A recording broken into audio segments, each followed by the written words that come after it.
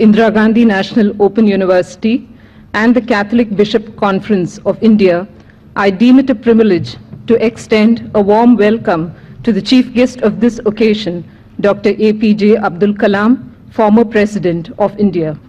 The CBCI IGNU Chair, established in the year 2000, is aimed at addressing the needs of the disadvantaged sections through educational programs.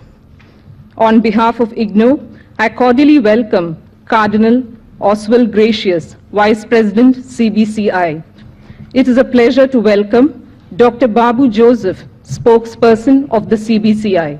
Sir, the dedicated team working for this chair comprises of Professor Gracious Thomas, the coordinator, and many social work experts drawn from all over the country. A warm welcome to all of those who have been helping us in this endeavor.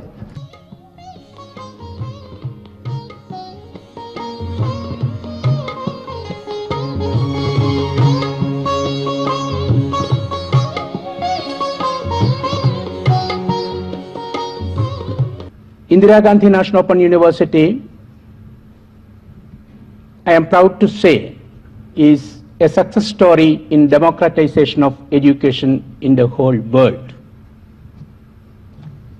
With 18.5 lakh students, 1.85 million students on the roll, and with a diverse cross-section, maximum diversity of cross-section of students covering rural, underprivileged sections of the society. Now our technological capabilities of reaching the unreached are unimaginable, to be frank. With DTH in operation from 1st of November onwards, last 2007 November 1st onwards, we reach 88 million homes, sir, 8 million homes. Today we have entered into a memorandum of understanding with a corporate for IPTV launching of all our educational programs. And we use technology to reach the unreached. When we look at our student population, we will see that majority of our students are from the rural areas, and large number of students from the large percentage of our students are from underprivileged sections of the society. So we and CBCI also share common objectives in achieving the social objectives of the country. And our educational programs are not only a model for a developing country like India, it is a model for other developing countries as well.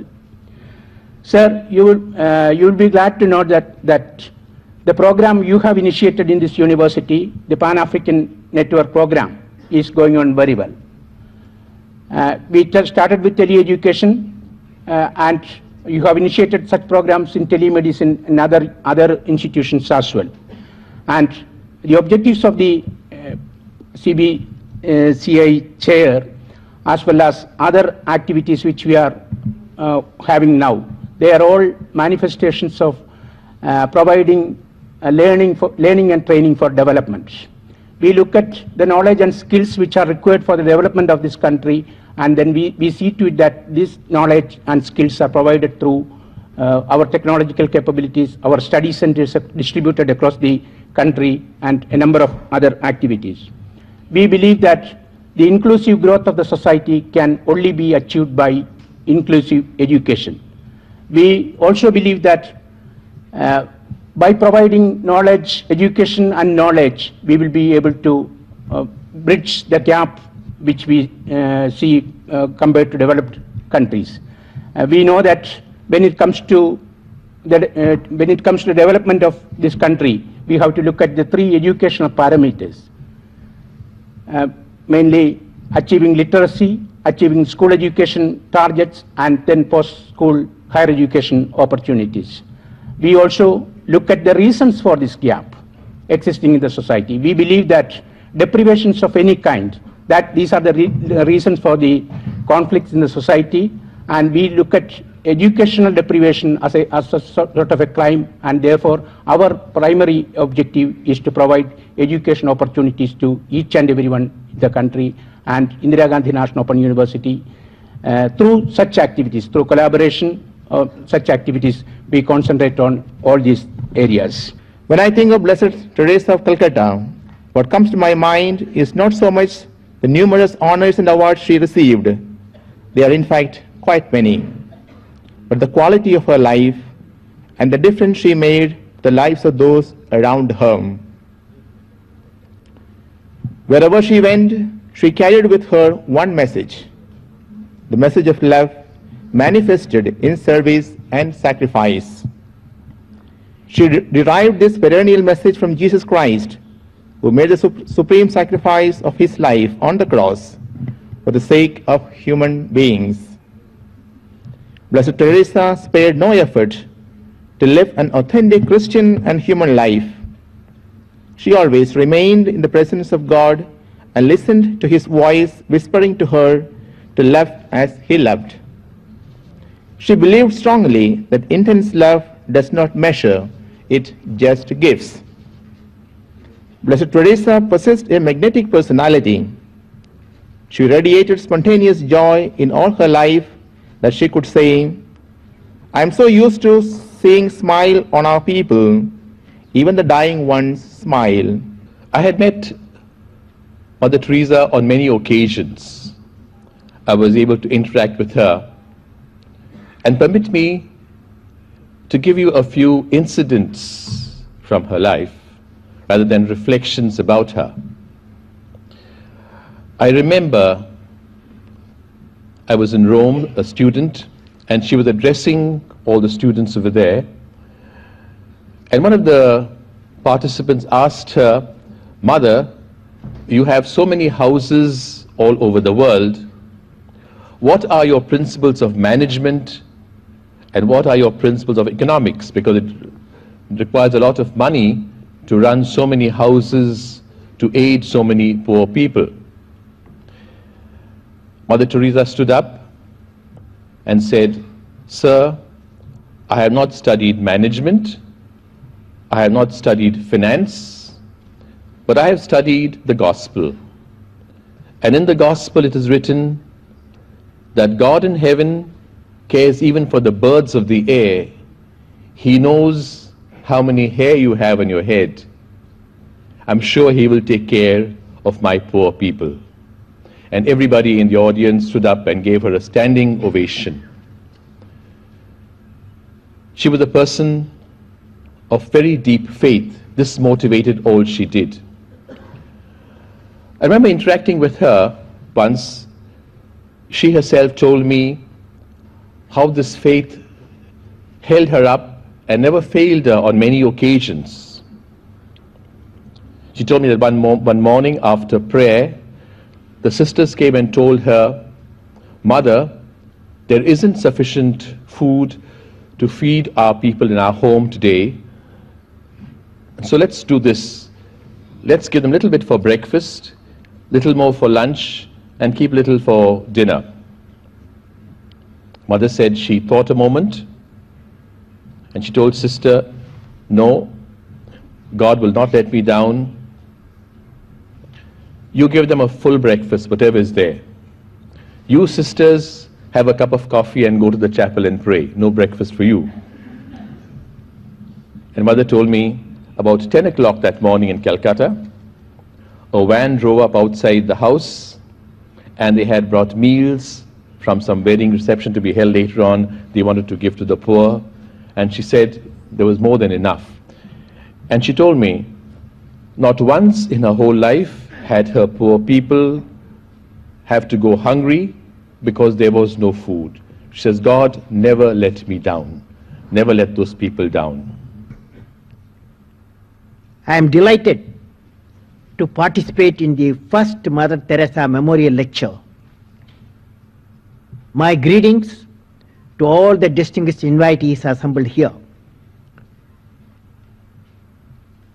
When I think of Mother Teresa, I remember with reverence, my visit to Nirmal Hirday, the home for dying destitute as established by Mother Teresa. I saw the beacon light of the love, care for the uncared, and kindness being showered to all. Also, I witnessed the real-time action of providing love and dignity to life. This name itself, Mother Teresa, I am sure will particularly the students and the teachers to emulate Mother Teresa in fulfilling their social responsibility. How to remember the great soul? How to remember the great soul Mother Teresa and to give her tribute? I felt, let us remember the great human beings we come across. So that is a big tribute we can give to Mother Teresa when you remember great human beings. Dear friends, when I'm with you, I would like to talk on the topic giving dignity to the human life. Giving dignity to human life. As it is said, it would be tragic if the laws and ethics in society are so petrified they are unable to respond to the unending challenge of evolutionary and revolutionary changes in our society. In that respect, it is important to draw a roadmap for the continuous evolution of our society and the legal system in an integrated way for giving dignity to human life, which is crucial to national development. Friends, every citizen in the country has a right to live with dignity. Every citizen has a right to aspire for distinction. Availability of a large number of opportunities to resort to just and fair means in order to attain that dignity and distinction is what democracy is all about. That is what our Constitution is all about. And that is what makes life wholesome and worth living in a true and vibrant democracy. At this point, I would like to say that at social levels it is necessary to work for unity of minds. The increasing intolerance for views of others and the increasing contempt and about ways of lives of others or their religions or the expressions of these differences through lawless violence against people cannot be justified in any context. All of us in different fields have to work hard and do everything to make our every individual's right. That is the very foundation of the democratic values, which I believe is our civilization heritage and the very soul of our nation. We have to fight today, according to me, is the social and economic equality in various aspects of life for a certain percentage of our population. India's movement in removing this inequality will become a trendsetter for the whole planet. Hence, the important question which I would like to reflect today is when, before 2020, will India become an economically developed nation? And will we be able to give dignity to every citizen of the country? How to give dignity to human life? After July 2007, I have met over 1 million people and youth, visited more than 11 states number of times, and visited 6 countries abroad and met the Indian community. Based on my interaction with the people from different walks of life and youth after my presidency, I have come across number of social rights issues. I was thinking for a long time, which has raised certain questions in my mind. How to find solution for these questions jointly? Let me discuss the question first. Number one, can we totally eradicate poverty and build capacity to everyone to work according to personal aptitude? Can we enable peaceful environment to individual and families irrespective of caste, creed and religion or status? Can we eliminate human scavenging, rat picking and rehabilitate all the street children and destitute women? Can we ensure nobility and justice to every citizen? Can we give a dignified life to leprosy-treated patients, AIDS patients? Can we take care of the children of prisoners and reformed prisoners and eliminate child labor, female feticide and crime against women? Can we give dignified and secure living for senior citizens and differently challenged people? Can we treat the tribal citizen as our own in all our action? Can we protect the farmers from various problems with a system-oriented approach and value to their profession? Can we make the system of governance transparent and use the governance for uplifting the quality of life of people by empowering the people to choose the right leaders? While this measuring tool for economic growth, I visualize the following distinctive profile emerging in our nation by the year 2020 and provide dignity to every citizen.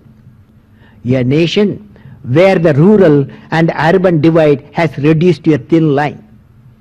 A nation where there is an equitable distinction and adequate access to energy and quality water.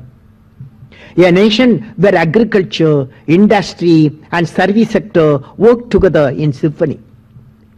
A nation where education with value system is not denied to any meritorious candidate because of societal or economic discrimination. A nation which is the best destination for the most talented scholars, scientists and investors. A nation where the best of health care is available to all. A nation where the governance is responsive, transparent and corruption free. A nation where poverty has been totally eradicated, illiteracy removed and crimes against women and children are absent, none in the society feels alienated. A nation that is prosperous, healthy, secure, devoid of terrorism, peaceful and happy and continues with a sustainable growth path. Finally, a nation that is one of the best places to live in and proud of its leadership through creative and effective leadership in parliament, state assemblies and other institutions of the state. For the society as a whole to be dignified, we need creation of dignity in family, a dignity in education, dignity in service, dignity in career, and dignity in business and industry, dignity in civil administration, dignity in politics, dignity in government, dignity in law and order, dignity in justice. I am sure the members of the Indira Gandhi National Open University can become a catalyst for this mission of giving dignity to human life of 1 billion people by realizing some aspect, not all, some aspect of the visualization-based individual core competence. This can become a model for the rest of the 5 billion people in the planet Earth to follow. My best wishes to all the members of Indira Gandhi National Open University, success in their mission of developing quality human resource, which is vital for quality quality human resource with value system, which is vital for accelerating the process of social transformation and giving dignity to human life. May God bless you all, friends. Thank you.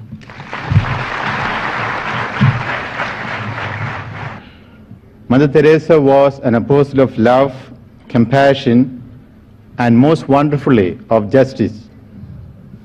Her actual name was Agnes, although she was called Gongcha, meaning flower bud. She was known to us by various names such as Saint of the Gutters, Angel of Mercy, Mother of the Poor, Living Saint, Apostle of Love and Peace, to name a few.